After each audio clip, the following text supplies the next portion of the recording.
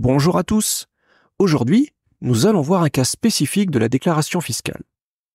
Lorsque l'on investit, il peut être attrayant de chercher à profiter de la croissance mondiale, diversifier ses actifs et profiter d'opportunités de rendement attractifs en ouvrant un compte dans une banque ou un courtier basé à l'étranger. Cependant, cette démarche implique des obligations fiscales spécifiques pour les résidents français. Nous allons vous guider pas à pas pour déclarer correctement ses comptes dans le respect de la législation fiscale française. En effet, la loi française impose aux résidents fiscaux de déclarer tous les comptes financiers détenus à l'étranger. Et cela inclut les comptes de courtage, c'est-à-dire quand vous ouvrez un compte auprès d'une société pour accéder à divers instruments financiers, comme les comptes titres pour acheter ou vendre des actions, des obligations ou des ETF par exemple, mais aussi quand vous utilisez des comptes de trading sur marge qui permettent d'emprunter des fonds pour bénéficier d'un effet de levier, comme les contrats à terme, ce qu'on appelle les futurs, ou les contrats sur différence, les CFD. Ou alors lorsque vos comptes sont gérés par des conseillers financiers ou des gestionnaires de patrimoine qui vont prendre des décisions d'investissement pour votre compte, ou encore quand vous utilisez des comptes d'actifs numériques pour acheter, vendre ou conserver des crypto-monnaies. Les comptes bancaires sont aussi à déclarer. Les comptes courants, bien sûr, mais également les comptes d'épargne ou les comptes à terme. D'autres comptes d'épargne spécifiques font aussi l'objet d'une déclaration. Tout d'abord, une part importante de l'épargne des Français, des contrats de capitalisation comme les assurances-vie, les comptes d'épargne retraite. Certains pays offrent des comptes d'épargne spécifiquement dédiés à la retraite, comme les Individual Retirement Accounts aux États-Unis, ou encore ce qu'on appelle des comptes d'épargne éducatifs, qui sont des comptes bien spécifiques pour financer les études, comme le plan d'épargne 529 aux États-Unis. Les comptes mixtes, c'est-à-dire ceux détenus conjointement avec une autre personne, alors cela peut être votre conjoint ou un partenaire sur un compte joint, ou alors un compte géré par une autre personne, ce qu'on appelle le fiduciaire. Enfin, il faut également déclarer d'autres comptes financiers, comme les comptes de fonds de pension. Ça peut être notamment le cas si vous avez travaillé à l'étranger et que vous n'avez pas bénéficié du régime français de retraite par répartition, ou encore les comptes auprès de fonds d'investissement collectifs à l'étranger.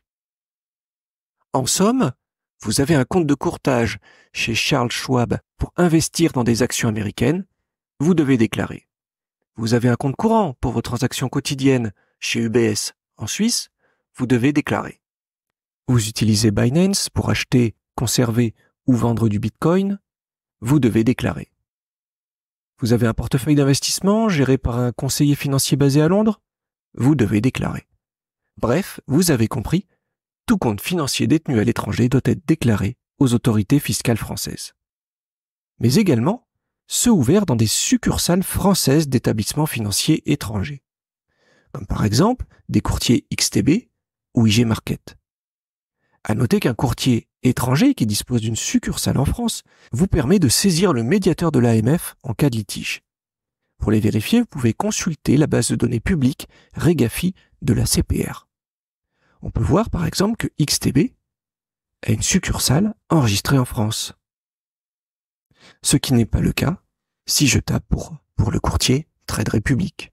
Chaque compte est à déclarer lors de la déclaration de revenus, soit l'année suivant l'année d'ouverture du compte. En d'autres termes, si vous ouvrez un compte étranger en 2024, vous devez le déclarer sur votre déclaration de revenus de 2025. Et ceci doit être fait chaque année, à son ouverture bien sûr, tant qu'il reste ouvert, et à la clôture. Et vous pouvez parfois avoir deux catégories de comptes, courtage et bancaire, chez un même courtier. Par exemple, si vous ouvrez un compte titre chez DEGIRO, vous aurez également un compte espèce. Donc soyez vigilants, car il faut déclarer les deux. Cette obligation vise à assurer la transparence fiscale et à lutter contre l'évasion fiscale. En effet, en France, dès que vous ouvrez un compte dans un établissement financier, celui-ci est tenu de transmettre les informations sur les comptes détenus par ses clients, au service des impôts des particuliers, ainsi que les revenus financiers versés, via le dispositif de l'imprimé fiscal unique, l'IFU. Cette transmission permet à l'administration fiscale non seulement de détenir des informations sur les avoirs financiers des contribuables, mais aussi d'imposer un prélèvement à la source. des revenus financiers sont prélevés à la source avant même que l'argent ne vous parvienne. La situation sera ensuite régularisée l'année suivante lors de votre déclaration avec le calcul final de votre impôt. Mais lorsque vous détenez un compte à l'étranger, les institutions financières étrangères ne sont pas tenues de transmettre automatiquement les informations au fisc français, et il n'y a donc pas de transmission de l'IFU. Alors la situation devient plus complexe pour le fisc qui n'a pas eu connaissance de tous vos revenus. Il existait une exception de déclaration d'un compte à l'étranger n'enregistrant que l'inscription des intérêts des sommes en dépôt, mais cette période est révolue depuis l'adoption de la loi relative à la lutte contre la fraude en 2018. Et le non-respect de déclaration des comptes à l'étranger est considéré comme une tentative de dissimulation et peut être assimilé à de l'évasion fiscale, avec des conséquences sévères. Une amende financière de 1 500 € par compte non déclaré, avec toutefois ce qu'on appelle un plafonnement des amendes sur une période de 4 ans, donc si on fait le calcul, 6 000 € max, avec un risque de majoration à 10 000 € si le pays où est situé le compte n'a pas de convention fiscale avec la France, bien que la France soit tout de même un pays actif en la matière. Vous pouvez par ailleurs retrouver la liste des conventions internationales dans la base de données des impôts. Et un risque de redressement fiscal en plus des amendes. Il existe toutefois une exception à la règle de déclaration obligatoire. Selon le bulletin officiel des impôts, numéro 85, les comptes financiers détenus à l'étranger qui cumulent 3 critères, à savoir le compte sert à réaliser des transactions en ligne pour l'achat ou vente de biens, il est adossé à un compte ouvert en France et les encaissements annuels issus de ces ventes et crédités sur ce compte n'excèdent pas 10 000 € par an. Alors, ces comptes n'ont pas à être déclarés. Maintenant que nous comprenons ce mécanisme fiscal, nous allons voir concrètement comment identifier les comptes concernés et comment effectuer la procédure de déclaration. Le numéro de déclaration à remplir est le 3916 bis. La déclaration peut se faire soit via le formulaire papier à télécharger, soit via le formulaire en ligne à ajouter aux annexes. Il est plus simple d'utiliser le formulaire en ligne car lors des déclarations suivantes, il suffira de cocher la case « Reporter un compte déjà ouvert ». Rendons-nous dans notre espace personnel, sur le site des impôts, puis cliquons sur Suivant jusqu'à arriver à l'étape 3, s'intitulant Revenus et charges. Sur cette page, nous avons le bouton gris d'ajout de déclarations annexes. Choisissons le numéro 3916 bis. À noter que si vous avez déjà déclaré des comptes étrangers l'an dernier, alors cette fenêtre s'affichera. Cliquons sur Suivant et l'annexe apparaîtra sur la gauche de notre écran. Cliquons dessus. Vous verrez alors vos comptes déjà déclarés s'afficher. Si c'est le cas, cochez Oui, reporter les comptes. Sinon, vous aurez cette page. Commençons par préciser le nombre de comptes à déclarer. En premier lieu, on nous demande la nature du compte. Il s'agira de cocher un compte bancaire pour un compte titre ou des comptes de trading type CFD et futurs, d'un compte d'actifs numériques pour les échanges crypto ou d'un contrat de capitalisation pour les assurances vie. Le numéro de compte est tout simplement celui de l'identifiant quand on se connecte sur notre compte chez le courtier. Le but de cette information étant que le fisc puisse nous retrouver s'il a besoin de contacter le courtier. Par exemple, chez Interactive Brokers, j'ai un numéro U avec des chiffres. Pour un compte bancaire, vous mettez l'IBAN dans cette case.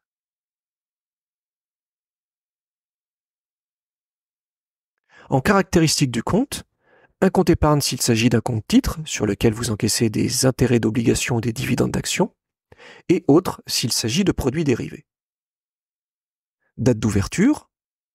Vous pouvez également indiquer une date d'avant 2023 si c'est un compte à régulariser. Et la date de clôture si vous l'avez clôturé dans l'année fiscale de référence, donc au 31 décembre 2023 max. La désignation de l'organisme, c'est tout simplement le nom de la personne morale de l'entreprise, donc votre courtier ou votre banque.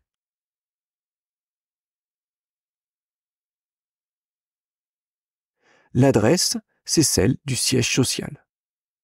Elle se retrouve facilement dans les mentions légales chez la plupart des courtiers, par exemple sur eToro. Il s'agit de Limassol à Chypre. Il se peut que plusieurs sociétés existent pour un même courtier. C'est le cas d'Interactive Brokers, qui possède plusieurs sociétés qui peuvent gérer votre compte. Il existe 3 sociétés, en Irlande pour les résidents d'Europe occidentale, la Hongrie pour l'Europe centrale et le Royaume-Uni pour les résidents hors UE. Si nous allons sur leur site, nous aurons l'adresse de Londres. Mais il faut indiquer l'adresse de la personne morale qui détient notre compte. Nous pouvons la retrouver en principe si nous nous connectons sur notre compte dans les rapports et que nous recherchons dans les rapports du compte. Ici, l'adresse d'Interactive Brokers est celle d'Irlande. En cas de doute, nous pouvons utiliser la base de données de l'ACPR, car tous les courtiers qui proposent des services d'investissement en France sont dans l'obligation de solliciter un agrément d'entreprise d'investissement qui est délivré par l'ACPR. Donc, nous devrions retrouver l'adresse d'enregistrement.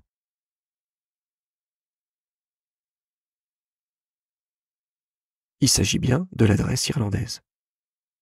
Idem si nous voulions vérifier eToro.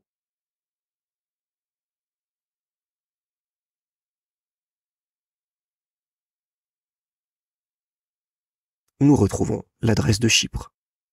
Enfin, il ne reste plus à renseigner que la personne physique détentrice du compte, nous ou par procuration, et l'usage que nous faisons du compte, soit personnel, soit professionnel, soit mixte. Nous avons maintenant enregistré notre compte. Il est possible de revenir dessus en cliquant sur l'annexe et sur la page d'accueil, nous pouvons le modifier ou le supprimer. Et voilà, nous savons désormais comment déclarer un courtier étranger. En remplissant correctement le formulaire 3916, nous nous sommes mis en conformité avec la réglementation fiscale, évitant ainsi de lourdes sanctions financières. N'oubliez pas de déclarer ensuite les revenus générés sur ces comptes via les formulaires 2047 et 2074. Sur ce, bonne déclaration fiscale et à très bientôt pour une prochaine vidéo.